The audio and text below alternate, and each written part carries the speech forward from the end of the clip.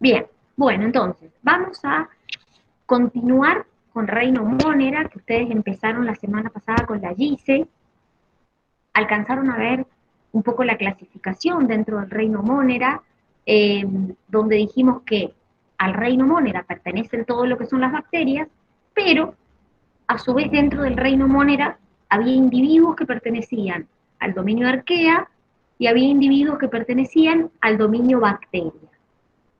Entonces, los que pertenecerían al dominio bacterias se las llama eubacterias y las que pertenecen al dominio arquea se las llama arquebacterias. Y estuvieron viendo algunos ejemplos. Dijimos que, por ejemplo, todo lo que son el grupo de las arquebacterias son bacterias extremófilas, es decir, que viven en condiciones extremas, mucha temperatura, mucha concentración de sal, o temperatura muy baja, o sea, de congelación.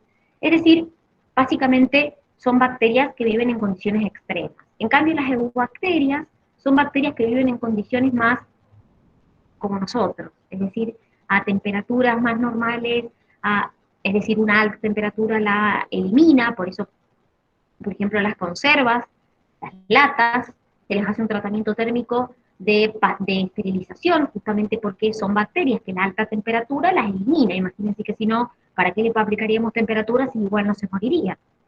Entonces, todas estas bacterias que viven en un rango de temperatura como el nuestro, tenemos la ventaja que las altas temperaturas las eliminan. Entonces lo usamos como método para justamente conservar los alimentos. La verdad, chicos, es que nosotros convivimos con las bacterias a diario.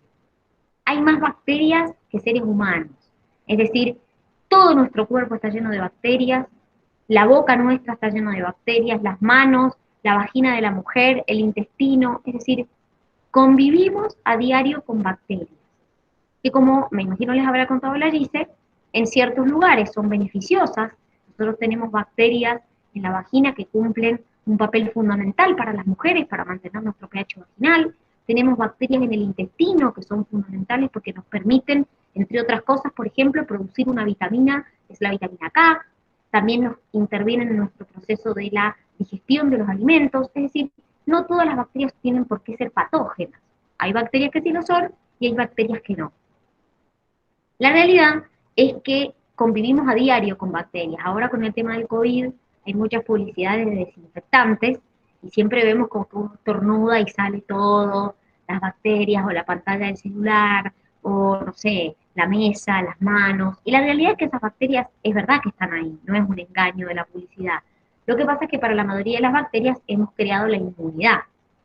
Pero hay muchas que sí son patógenas y que sí pueden causarnos inclusive hasta la muerte. Yo siempre les cuento, que se los he contado a los chicos que han estado conmigo la semana pasada, sobre todo los chicos de la tarde, que la Jessie les había hablado de la Escherichia coli, que es una bacteria habitante de la flora intestinal de los mamíferos, que es una bacteria que en nuestro intestino es benéfica, pero hay una cepa de Escherichia coli que es tóxica, por eso se llama enterotoxigénica, porque causa en niños menores de 6 años lo que se conoce como síndrome urémico hemolítico. Ahora, la Escherichia coli es normal que esté en nuestro intestino. Cuando yo ya encuentro Escherichia coli en otro lado, no es normal, ¿sí? Es decir, obviamente la Escherichia coli, si llegó a algún lugar, es porque alguien no se lavó las manos, básicamente, o porque defecó en un lugar donde no se debía, o porque en ese lugar, ¿alguien conoce el carrizal, por ejemplo? ¿Saben lo que es el carrizal? Sí, Ani. Bueno, Sí. el carrizal, si ustedes van y pudieran agarrar y hacer un cultivo del agua y hacer un cultivo microbiológico, les daría incontable en Escherichia coli. ¿Qué quiere decir? Más de lo que se puede contar, exceso. Eso porque hay desemboques cloacales que dan al carrizal. Entonces, claramente, si el desemboque de la cloaca da al carrizal, claramente ese agua va a estar contaminada con Escherichia coli. ¿Sí? Cuando ustedes en un alimento encuentran Escherichia coli, es porque alguien no se lavó las manos cuando lo estaba cocinando. Fue al baño y no se lavó la mano. Es el famoso, en mi facultad decíamos el famoso ano, mano, boca. Alguien fue al baño, y aunque a ustedes les parezca asqueroso, chicos, pasa. muchísimo, porque la gente no tiene la costumbre de lavarse las manos, ni siquiera cuando va al baño. Entonces, ¿cómo llega el Escherichia coli, no sé, a mi plato de comida? Y o la lavé algo con agua contaminada, que es lo menos posible, porque nosotros en las canillas de nuestras casas generalmente tenemos agua potable. La segunda opción es que yo lo contaminé, o alguien que tocó ese alimento me lo contaminó. No hay muchas opciones más, ¿sí? De hecho, nosotros en la facultad hacíamos análisis de distintas partes, de lugares, distintos lugares, análisis microbiológico para ver qué había, básicamente. Y a una chica se le ocurrió hacerlo en el pasamano de los colectivos, para probar a ver qué había, por boludear, pero la realidad era que queríamos ver qué tipo de bacterias nos encontrábamos. Y la realidad es que nos encontramos incontables en Escherichia coli, chicos. Quiere decir que ese pasamano que tocamos todos cuando nos subimos a un colectivo, no todos los que nos subimos nos lavamos las manos antes de subirnos. Entonces hay mucha gente que no se lava las manos. Y esto, por más que digas, ay, no digas esto, es la realidad. Lo que pasa es que no lo vemos. Entonces, como no lo vemos, pensamos que no existe. Pero sí existe. El lavado de manos no es solo por el COVID, es importante. Obviamente que el COVID es sumamente importante. Sino también porque hay un montón de bacterias que no vemos y que se podrían eliminar lavándonos las manos. ¿Se entiende? Eso es como para que se den una idea de que convivimos con las bacterias a diario y que casi todo nuestro ambiente está lleno de bacterias, todo lo que tocamos está lleno de bacterias. La boca está llena de bacterias, las manos están llenas de bacterias, todo está lleno de bacterias básicamente. Para la mayoría ya hemos generado anticuerpos, entonces no nos enfermamos, pero hay otras que sí pueden ser patógenas. ¿Se entendió? Están callados hoy día, Sí, o sí. están choqueados, o están dormidos, o están asqueados, no sé cuál es no sé cuál es la cosa. Pero, consejo, siempre lávense las manos cuando se bajen del colectivo. En shock, lávense las manos cuando se bajan del colectivo. Eh, lo mismo pasa, vieron en verano, cuando la gente se mete a bañarse a lugares que están prohibidos, canales, zanjones, cosas así. Sobre todo meten a los niños encima a bañarse. En esos lugares muchas veces hay desemboques cloacales o la gente se mete y defeca encima, o sea, defeca en el lugar. Y claramente, chicos, cuando uno es niño, incluso cuando uno es grande, alguna gota de agua te tragás, vos vas a la pileta, por más que tenga cloro, algo te tragás de cloro, o se te mete por la nariz, o... Claro, pero es que sí, chicos, es la realidad. O sea, ¿por qué se creen que durante la época del verano empiezan a salir en la tele las campañas de concientización del síndrome urémico hemolítico? Por la simple realidad de que la gente se mete a bañarse a lugares que están prohibidos, canales, acequias, zanjones, y muchos de esos lugares hay desemboques cloacales. Entonces, es como complicado, porque por más que vos digas, ay, pero si yo no voy a tragar agua, una gota, dos gotas de agua por la nariz, por la boca, siempre entra. Siempre algo de agua nos tragamos, hasta cuando vamos a la pileta nos pasa. Entonces, bueno, para que vayan sabiendo que no es solamente para entrar a la facultad que sirve para la vida, chicos, esto, no es solamente para entrar a la facultad o no entrar a la facultad. ¿Sí? Bien, no los distraigo más y seguimos. Ustedes han visto la primera parte con la GICE, que es la parte de clasificación. Bueno, vamos a ver ahora la organización de estas bacterias. Dentro de la organización celular de estas bacterias, vamos a ver lo que pasa en el citoplasma, donde se encuentra el ADN, ribosomas e inclusiones, la envoltura, donde vamos a ver la membrana plasmática, la pared y la cápsula, y apéndices que pueden tener nuestras bacterias, que son los flagelos, las fimbrias y los pili. Vamos a ir viendo cada una de estas estructuras en detalle. Recuerden que estas bacterias tienen célula procariota y que son unicelulares, es decir, están formados por una sola célula. Por más que cuando yo haga un cultivo en el laboratorio vea colonias, que son agrupaciones de bacterias, están formados por una sola célula. Entonces, Empezamos con el material genético. El material genético, ya saben que como es una célula procariota, ya lo han visto ustedes, el ADN es circular, de doble cadena, y está unido a proteínas no histónicas. ¿Hay núcleo en la célula procariota? ¿Existe el núcleo en la célula procariota? Nucleolo, existe. No, o sí. Existe. No, porque no hay membrana nuclear. Es decir, no tengo un núcleo definido. Lo que hay es una región que se llama nucleoide, que es una región a donde yo encuentro el ADN. Recuerden que el ADN es una sola molécula de ADN circular. Pero también en las bacterias voy a encontrar ADN extracromosómico. ¿Qué quiere decir esto? Las bacterias pueden tener lo que se llaman plásmidos. Los plásmidos son fragmentos de ADN extras que tiene una bacteria, que también son circulares, pero que tienen la particularidad de que pueden transmitírselo de una bacteria a otra. Va a decir, ¿cómo? Sí, son fragmentos de ADN, segmentos de ADN que tiene una bacteria extras, que se lo pueden pasar de una bacteria a otra a través de un proceso que se llama conjugación.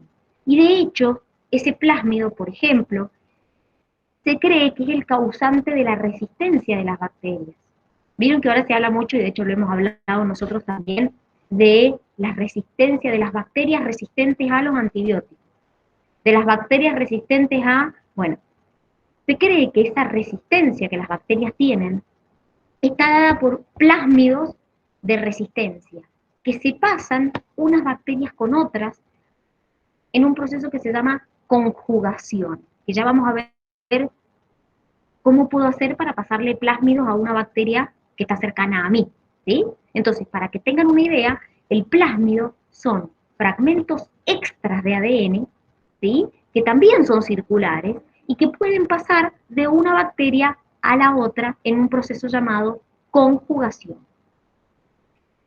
Entre las diferencias que encontramos entre bacteria y arquea es principalmente las ARN polimerasas y la síntesis proteica.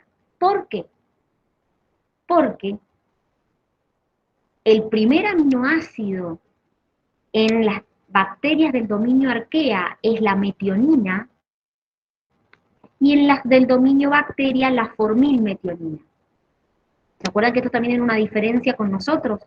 Que nuestro primer aminoácido en la síntesis de proteínas era la metionina. Bueno, en este caso también hay una diferencia entre las que pertenecen al dominio bacteria y las que pertenecen a la arquea. Las del dominio bacteria tienen como primer aminoácido la formilmetionina, y las del dominio arquea a la metionina. Entonces ya tengo una diferencia entre la síntesis de proteínas. Otra diferencia son las ARN polimerasas. ¿Qué pasa con los ribosomas? Más diferencias entre la arquea y el bacteria. ¿Por qué? Porque, miren, ¿se acuerdan el tipo de ribosoma que tenían las células procariotas? ¿Eran 70S u 80S? 70. ¿Cómo eran? Muy bien, 70S. Una subunidad era 50S y la otra subunidad era 30S. Acuérdense que los ribosomas de las células eucariotas eran 80S. Estas son 70S.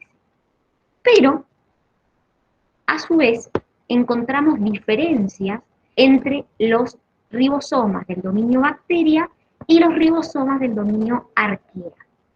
¿Por qué? Porque en el dominio bacteria son sensibles a una toxina que se llama toxina difterica, mientras que en el dominio arquea algunas son sensibles y otros no. Entonces, eso es una diferencia con los ribosomas. Recuerden que las células procariotas de las que estamos hablando tienen más cantidad de ribosomas una bacteria puede tener hasta 10.000 ribosomas, pero son ribosomas pequeños. Y son del tipo 70S, como ustedes me dijeron. A su vez, dentro de las bacterias del dominio bacteria y de las arqueas, encontramos esta diferencia a la toxina diftérica. Los ribosomas del dominio bacteria, todos son sensibles a la toxina diftérica, mientras que los del dominio arquea, algunos son sensibles y otros no. Otra diferencia que encontramos es en la fracción 16S del ARN ribosomal. Encontramos diferencias en las bases nitrogenadas que lo están formando. Es otra diferencia que nos permite, de hecho, esta fue la diferencia por la que se descubrió que había bacterias que pertenecían a un dominio y bacterias que pertenecían a otro dominio. Cuando se secuenció la fracción 16S del ARN ribosomal, se descubren diferencias. Entonces ahí se descubre que algunas bacterias pertenecen a un dominio, que es el bacteria, y otras bacterias pertenecen a otro dominio, que es el arquea. Inclusiones. ¿Qué son las inclusiones? Básicamente son cúmulos, gránulos, que pueden contener sustancias y que se encuentran en la célula. Ustedes me van a decir, ¿sustancias? ¿Qué sustancias pueden tener? Depende. Pueden tener glucógeno, pueden tener lípidos, pueden tener polifosfatos, pueden tener azufre, pueden tener pigmentos fotosintéticos, o algunos almacenan gas, entonces les permite flotar. Entonces son incrustaciones, son gránulos, son acumulaciones de sustancias. No todos almacenan la misma, no todos hace falta que lo tengan, pero si uno los ve, ocupan gran parte del tamaño de esa célula, esas inclusiones o incrustaciones. Entonces puede que una bacteria tenga una gran incrustación de glucógeno y que otra no lo tenga, o que algunas bacterias tengan, no sé, incrustaciones con pigmentos fotosintéticos y otras no, o que algunas tengan incrustaciones que reservan gas, entonces les permite flotar y otras no. Pero sí pueden existir y se encuentran en la parte del citoplasma de esa bacteria. ¿Se entiende hasta acá? Chicos, ¿se entiende hasta acá? ¿Sí o no? Sí. Bien. Seguimos entonces. Vamos a empezar con las diferencias más importantes entre el dominio arquea, las arqueobacterias y las eubacterias. Hasta acá mencionamos, no sé, diferencias en el primer aminoácido en la síntesis de proteína, las diferencias de sus ribosomas frente a la toxina diftérica, las diferencias en su ARN ribosomal. Acá empezamos con las diferencias más puntuales, más específicas respecto a las bacterias eubacterias y a las arqueobacterias. Primera diferencia, la membrana plasmática o membrana citoplasmática. ¿Por qué? ¿Cómo era nuestra membrana citoplasmática o plasmática? ¿Cómo estaba formada? Por 2 capas de lípidos. Por lípidos. Estaba formado, bien, estaban formadas por una bicapa fosfolipídica, es decir, 2 capas de fosfolípidos. Perfecto. La membrana de eubacterias y de arqueobacterias no es igual. La de las eubacterias es muy parecida a la nuestra. Igual, es decir, es una doble capa lipídica formada por ácidos grasos con glicerol. ¿Sí? Es decir, miren, acá tenemos una bicapa, ¿se acuerdan que acá están los fosfolípidos? Las cabezas, las colas, las cabezas, las colas. Bueno, es una bicapa. Las bacterias del dominio bacteria son una bicapa de fosfolípidos, ¿sí? Y, si se acuerdan, de paso nos sirve, teníamos glicerol unidos a ácidos grasos, que son estos que está acá. Y la unión entre el glicerol y los ácidos grasos se llama unión éster. Esto es lo mismo que pasaba en nuestra membrana citoplasmática. Es decir, las membranas citoplasmáticas de la eubacteria es muy parecida a la nuestra. ¿Con qué diferencia? Y acá me escuchan. Nuestra membrana, la de las células eucariotas, tenía colesterol. La membrana de la eubacteria no tiene colesterol ni tampoco esteroides, con una excepción. Nuestro querido micoplasma es excepción en todo. Es decir, hablando en criollo, todas las bacterias del dominio eubacteria es una doble capa de ácidos grasos unidos al glicerol. No tienen colesterol, excepto micoplasma que sí tiene colesterol en su membrana. Entonces, esta membrana, la de los eubacterias, como les dije, es muy parecida a la nuestra.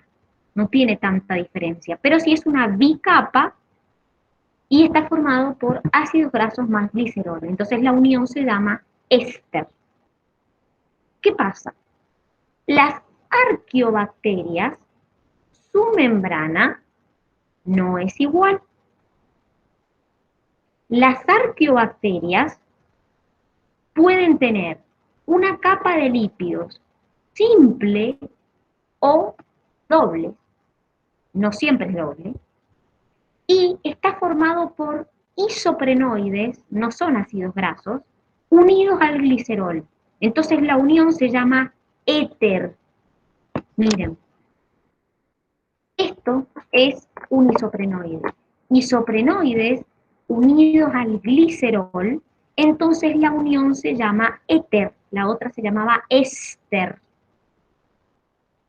Entonces las arqueas pueden tener una mono o una bicapa de fosfolípidos. No siempre tienen bi. Y claramente ninguna de ellas tampoco tiene colesterol. Entonces fíjense que ya encontramos una diferencia bastante abismal, que es en las membranas plasmáticas. ¿Se entiende la diferencia de la estructura de la membrana? Dime. Dani, yo no entiendo la diferencia entre, o sea, las uniones, el tipo de Pero eso es uniones, por lo que se éster une. y éter. Eso es por los compuestos que se Ah, están vale. uniendo. Es decir, ya lo van a ver con el Rodri, porque esto es química orgánica. ¿Mm? Entonces, cuando vos unís un glicerol con ácidos grasos, se unen dos grupos acá, que puntualmente, a ver, esto que tienen acá es un ácido graso. El ácido graso en el extremo tiene un grupo ácido. Entonces, cuando se une este grupo ácido con un grupo alcohol, te da la unión éster. ¿Sí? Este es un tipo de unión, ya lo van a ver con el Rodri cuando vean química orgánica. En cambio acá no tenés el grupo ácido, porque esto es un isoprenoide con glicerol. Entonces la unión se llama éter. ¿Sí? Esto es química orgánica más que biología. Lo que pasa es que ustedes todavía no llegan a ver, ya van a ver cuando vean con el Rodri química orgánica, que es la última unidad, que ven ácidos, ven alcoholes, ven éter, ven éster, ven aldehídos, ven cetonas. Bueno, ahí van a entender, ¿sí? Pero esto es química orgánica, por eso que todavía no entienden lo que significa. Para ahora, como ustedes todavía no han visto eso, nos alcanza con que sepan que en la de las eubacterias tengo ácidos grasos unidos a glicerol y se llama éster la unión, y acá tengo isoprenoides unidos al glicerol y se llama éter. Nada más. Ya con el Rodri van a entender después todos los compuestos orgánicos qué función cumplen eso. Por otro lado, hemos hablado del concepto de, incluso en unidades anteriores, aeróbico y anaeróbico. ¿Sí?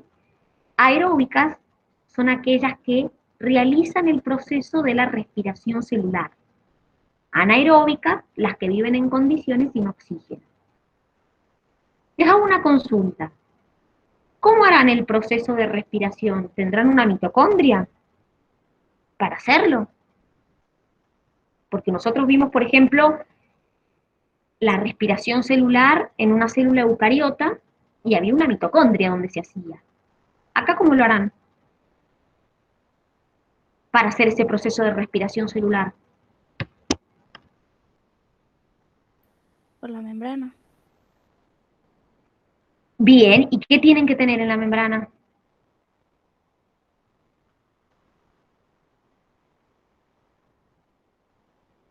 Enzimas. El proceso de respiración celular, aquellas bacterias que son anaeróbicas, lo hacen por medio de enzimas que tienen en la membrana. No tienen una mitocondria para hacer el proceso de respiración celular. También hay algunas que hacen fotosíntesis. Hay bacterias que hacen fotosíntesis. Lo mismo, ¿tendrán un cloroplasto para hacer la fotosíntesis? ¿Qué piensan?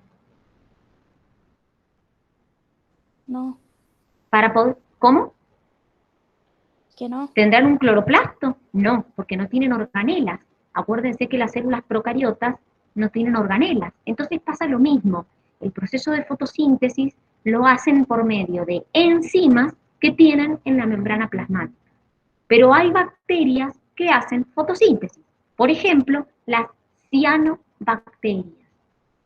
Las cianobacterias tienen una estructura que se llama carboxisoma, que se encuentra en su citosol. Es una estructura citoplasmática que tiene la enzima rubisco. ¿Para qué servía la rubisco? También lo vieron. Unidad de metabolismo, allá. Unidad 4. ¿Para qué servía la rubisco? Porque si están haciendo fotosíntesis, nosotros la fotosíntesis teníamos una etapa lumínica y una etapa enzimática. ¿Para qué servía la rubisco?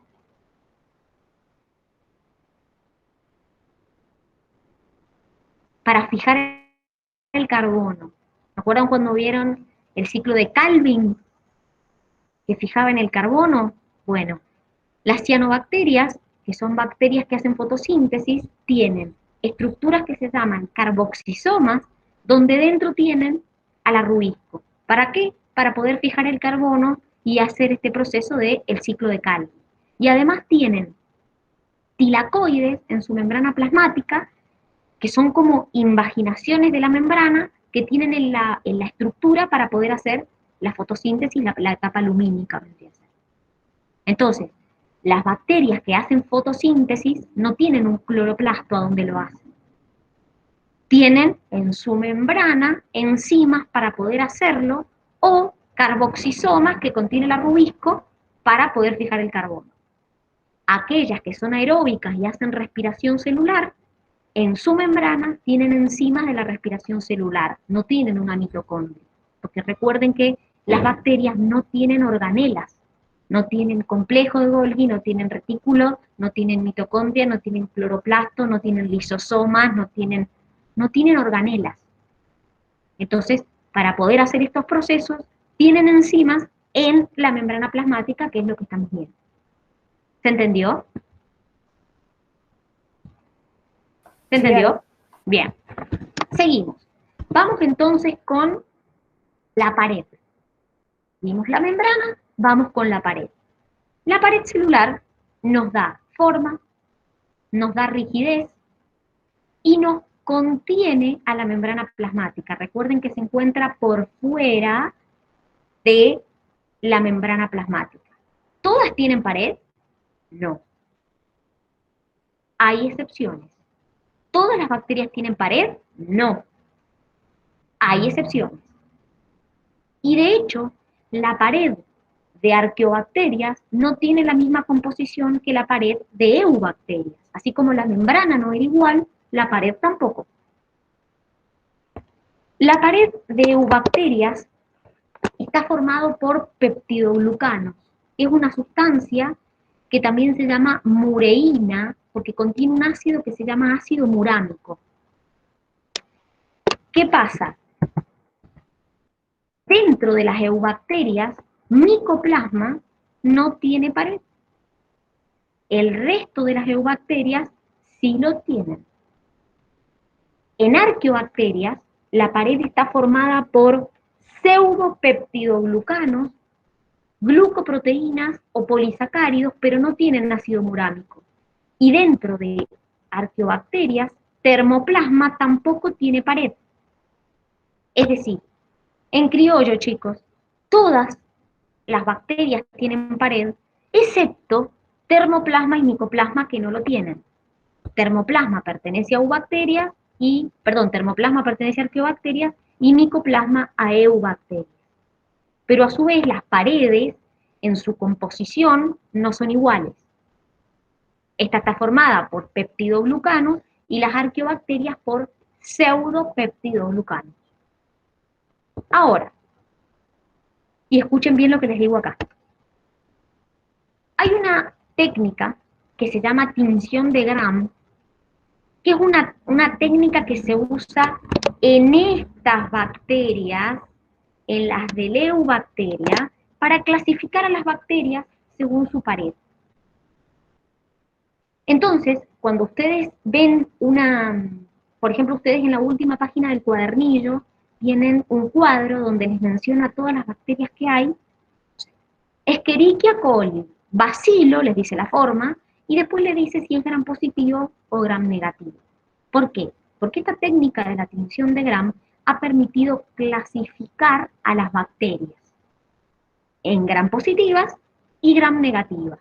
Por eso la técnica se llama tinción de Gram o coloración de Gram. Las que son gram positivas se tiñen de un color, las que son gram negativas, cuando les hago la tinción en el laboratorio, se tiñen de otro. Pero esa técnica solo sirve para estas bacterias, para las eubacterias. Entonces, ¿en qué consiste esa técnica? En esta técnica que ustedes tienen acá. Acá la tienen descrita cómo se hace, ¿sí? Se tiñe el preparado donde yo tengo la muestra de la bacteria con un colorante violeta, entonces todas las bacterias se tiñen de violeta.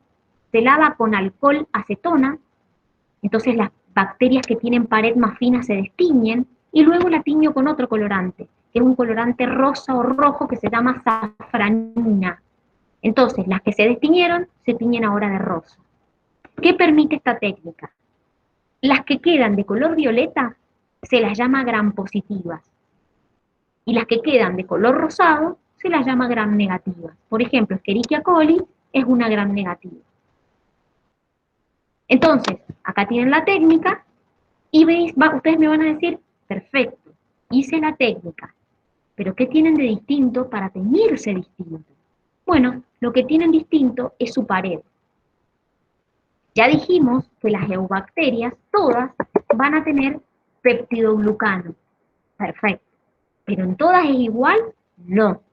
Dentro de las eubacterias hay una diferencia entre lo que es la gram positiva de lo que es la gram negativa.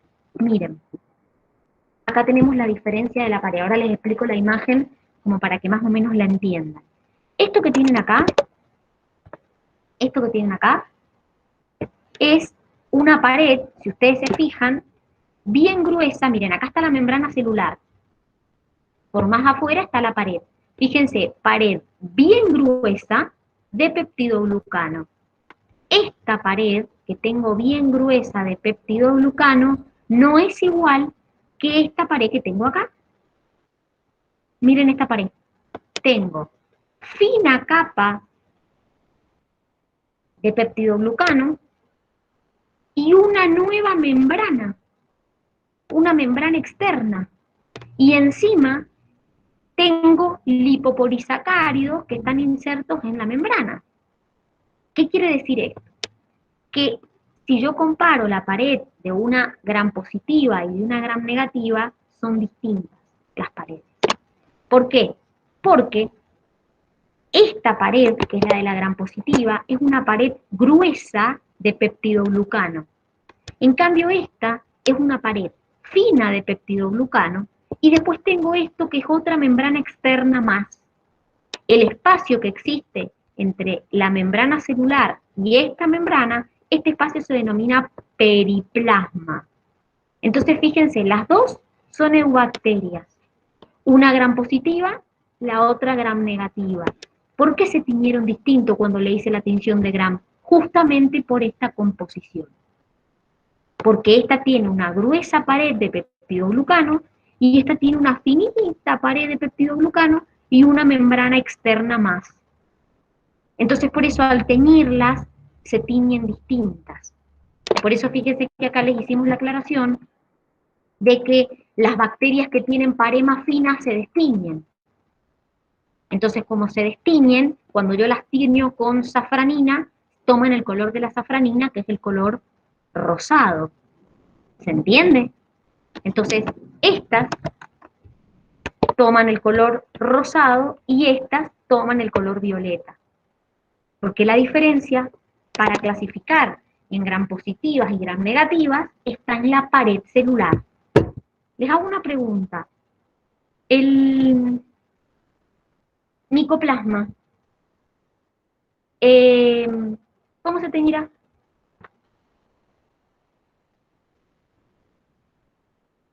Piensen. Micoplasma, le hago una tinción de gram. Y entonces, le hago la tinción y ¿cómo queda? Violeta.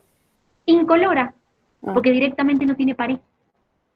Entonces, micoplasma, al no tener pared, si yo le hago la tinción, directamente queda incolora. No se tiñe ni de violeta ni de rosado, porque justamente no tiene pared. Entonces no se clasifica en ninguna, que no es No. ni gram positiva ni gram negativa. No, porque no tiene pared. ¿Sí? Entonces, ya van a ver que esta técnica, ustedes cuando tengan microbiología, es una técnica muy común que se hace. Es una tontera hacer la técnica esta. Agarrás el preparado, le pones el colorante violeta, le pones alcohol, le pones la safranina y ves claramente en el microscopio algunos rosados y otros violetas. Se ve tal cual. No es una técnica de mucha complejidad. Por eso hasta lo hacen en los laboratorios de las escuelas inclusive. No es una técnica compleja. Pero esta diferencia en la tinción se debe justamente a las diferencias en las paredes. ¿Se entendió?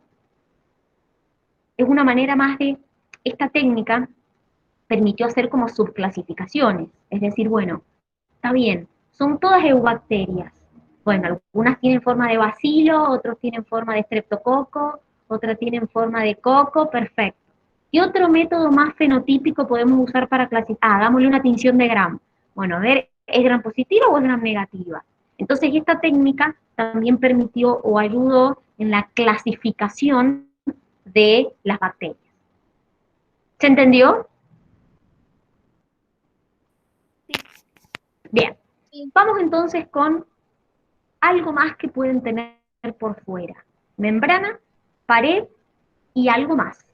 Hay algunas bacterias que además de la membrana y la pared, tienen lo que se llama una cápsula. La cápsula es una capa mucilaginosa de polisacáridos que produce la misma bacteria. A veces también se le denomina glucocáliz. ¿Cuál es la diferencia? Que puede tener como dos texturas.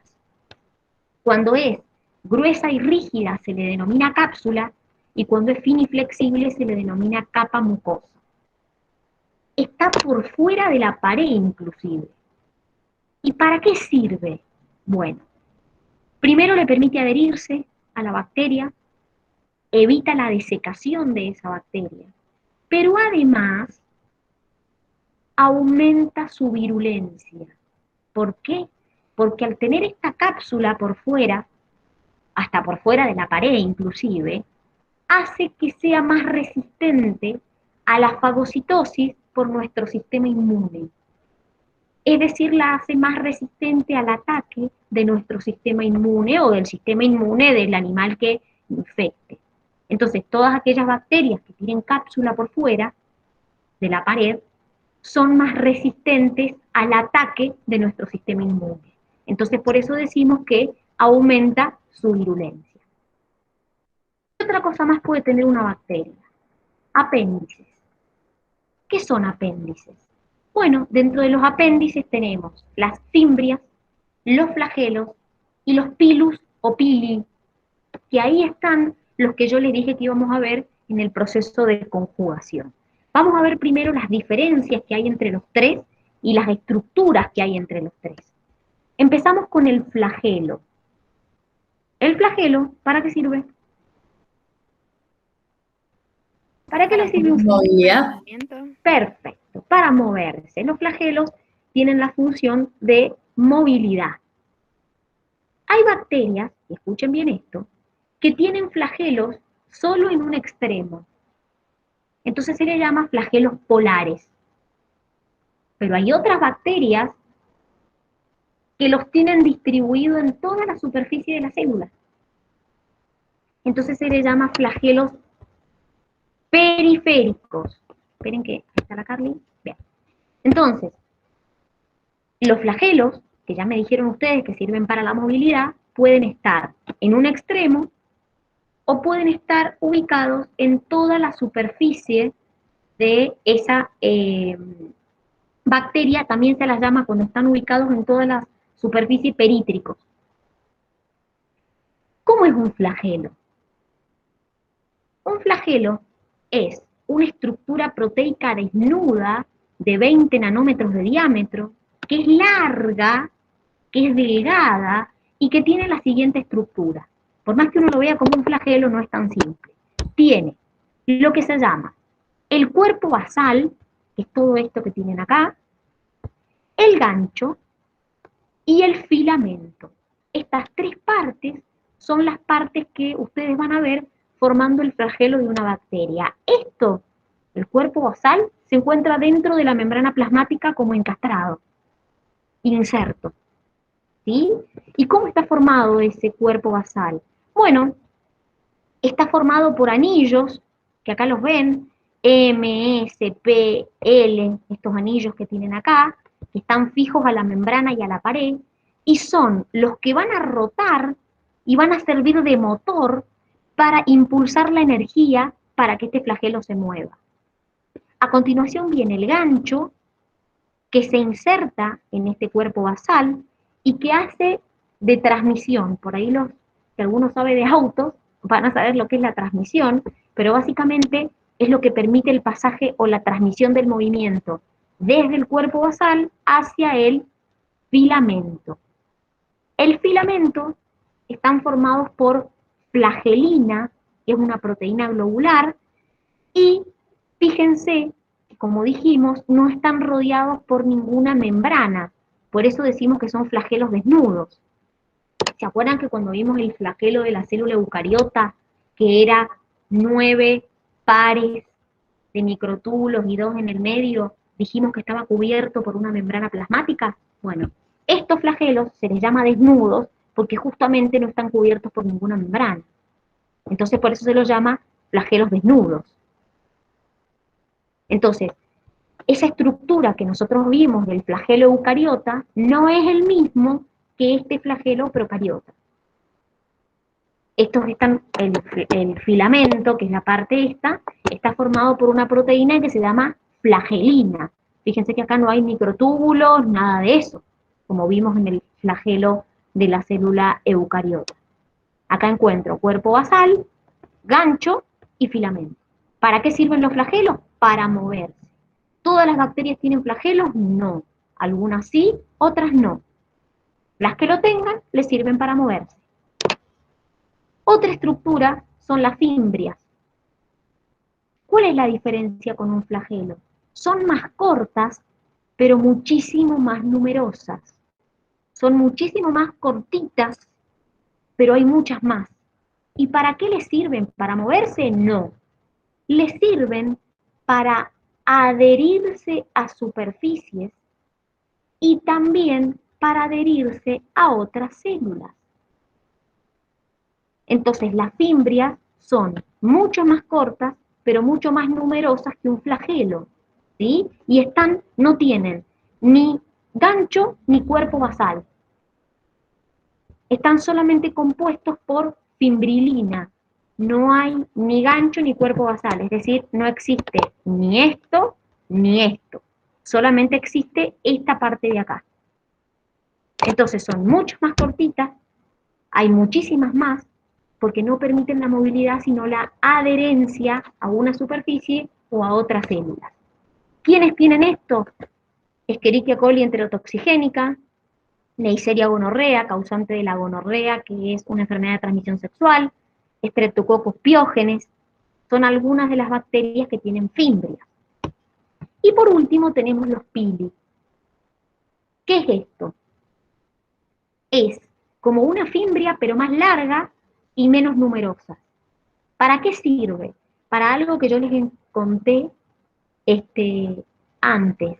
¿Se acuerdan que yo les dije que las bacterias podían tener plásmidos, que eran fragmentos de ADN extra de cromosomas, que se podían pasar entre una bacteria y otra en un proceso de conjugación? Bueno, ¿cómo lo hacen? Lo hacen por medio de estos pili.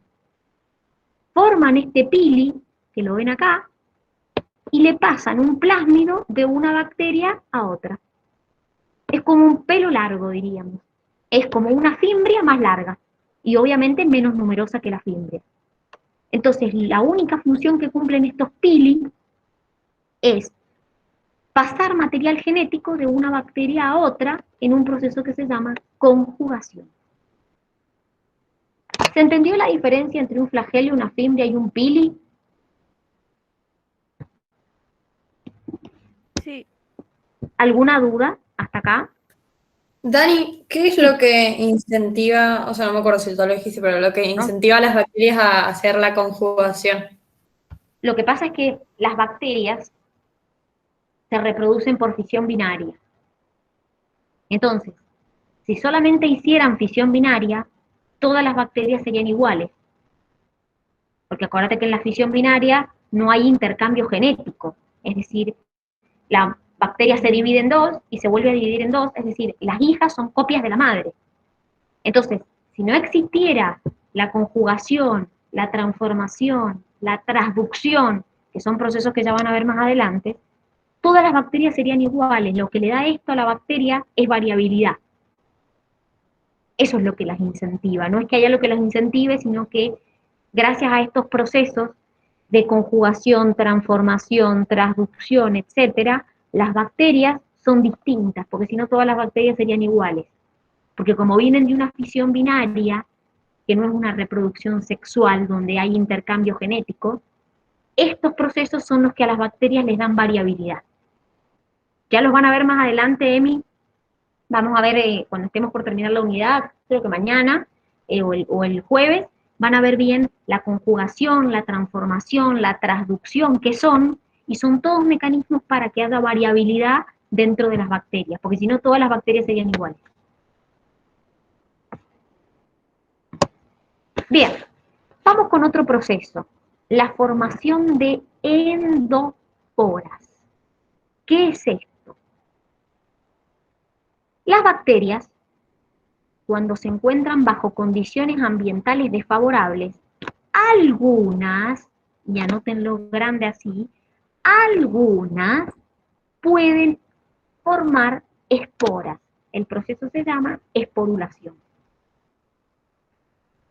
Puede ser, repito, cuando están bajo condiciones ambientales desfavorables, generan estructuras de resistencia.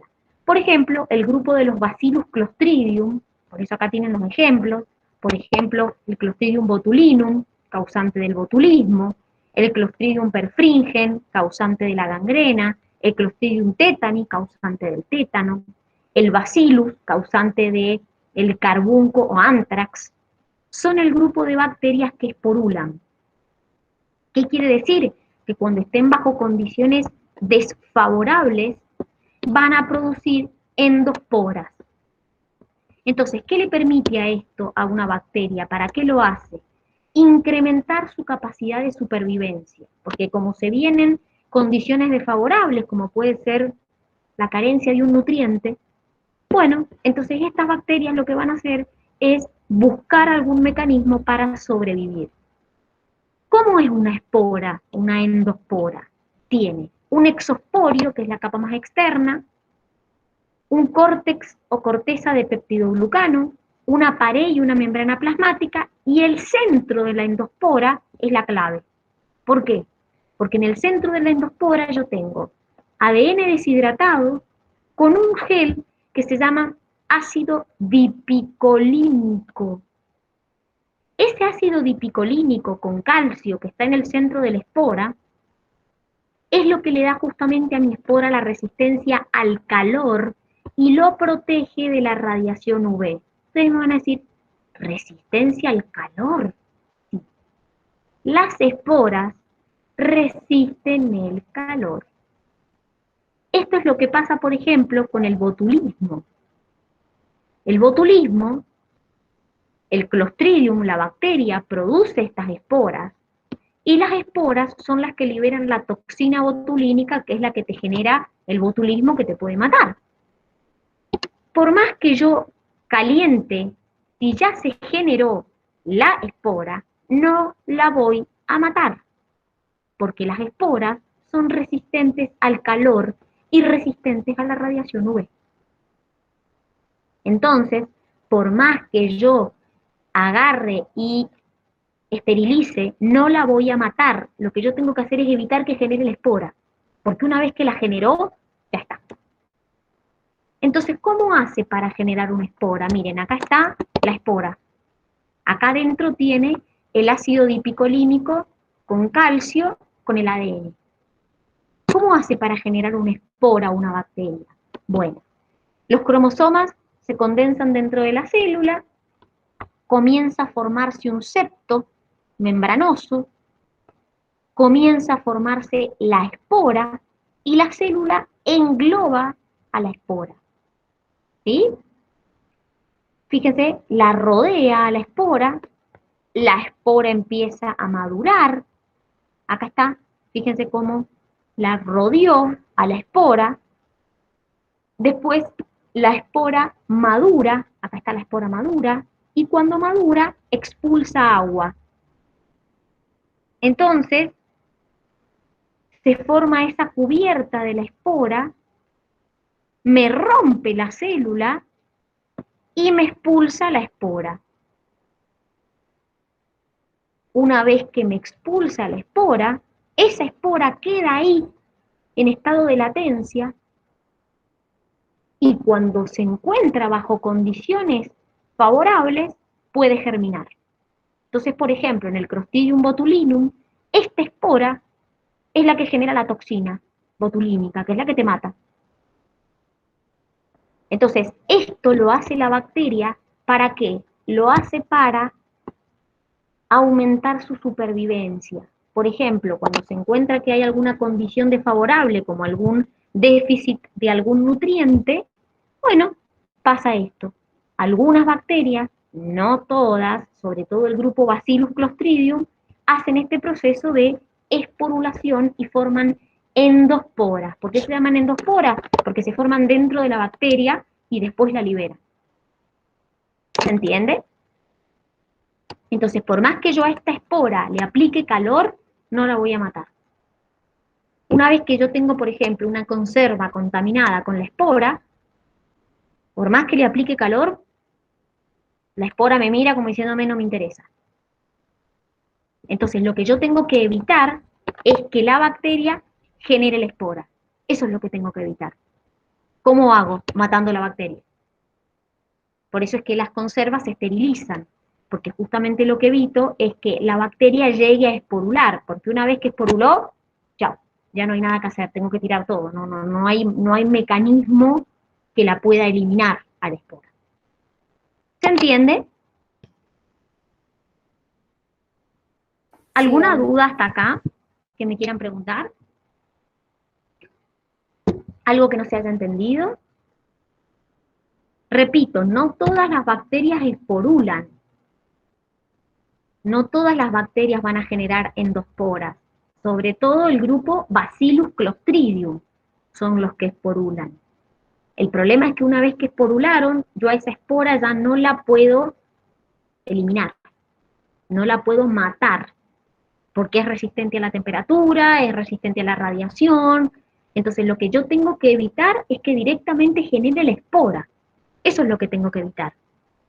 Y para evitar que genere la espora, la tengo que matar a la bacteria. Para eso se aplican, porque la bacteria, por ejemplo, les doy un ejemplo, el Clostridium botulinum sí es sensible a la temperatura. Entonces yo le aplico temperatura a la bacteria y la mato. Listo, chao. Ahora, si la bacteria ya generó la espora, por más que yo la mate a la bacteria, la espora sigue estando. Y a esa no la elimino con temperatura. Y el problema es que es la espora el que genera la toxina. No sé si saben lo que es el botulismo. ¿Alguien sabe lo que es el botulismo? ¿Alguien sabe lo que es el botulismo? ¿No? Bueno, el Yo no. botulismo es una intoxicación alimentaria causada por una contaminación con Clostridium botulinum, que se da en alimentos, sobre todo en conserva, debido a un mal tratamiento térmico o a una mala conservación. El botulismo es espantoso porque te produce una parálisis descendente, es decir, vos consumís la toxina botulínica y te empezás a paralizar hacia abajo, se produce el estrabismo en los ojos, se adormece la lengua, empieza a cerrarse la glotis, se paran los pulmones y te fuiste. Y no la contaste más. Salvo que antes llegues a ponerte la antitoxina, que es un suero que se pone, pero para eso tenés que ir a un hospital, y si es que lo tienes. Es decir, no es que no pase, hay gente que se muere de botulismo. ¿Por qué? Porque estaba contaminado con Clostridium, y el Clostridium generó la espora, y la espora generó toxina. Y la toxina es una neurotoxina, te afecta el sistema nervioso. Entonces te vas paralizando hacia abajo y te morís por un paro cardiorrespiratorio. Generalmente, como les dije, se da en conservas, sobre todo en conservas hechas por uno, que no tiene los tratamientos térmicos adecuados. También el Clostridium es una bacteria que la encuentro hasta en el suelo. El tema es justamente que es una bacteria que cuando está en condiciones de anaerobiosis, es decir, sin oxígeno, te puede esporular. Entonces te genera la espora. Entonces ahí es cuando te puede generar la toxina. Entonces, de hecho, si ustedes buscan en internet, hay un montón de gente que se ha muerto por consumir, no sé, bizcacha en escabeche, no sé, berenjena en escabeche, porque como no saben hacer la conserva, no toman las precauciones, tengo mucha probabilidad de que justamente haya botulismo. Es más, existe el botulismo en los lactantes, porque el Clostridium lo tengo hasta en la... ¿Vieron que dicen que no hay que darle miel a los bebés? Eso es por esto, porque el botulismo puede estar en la miel y a un bebé lo mata. ¿Se entendió? Bueno, muchachos, vamos a dejar hasta acá.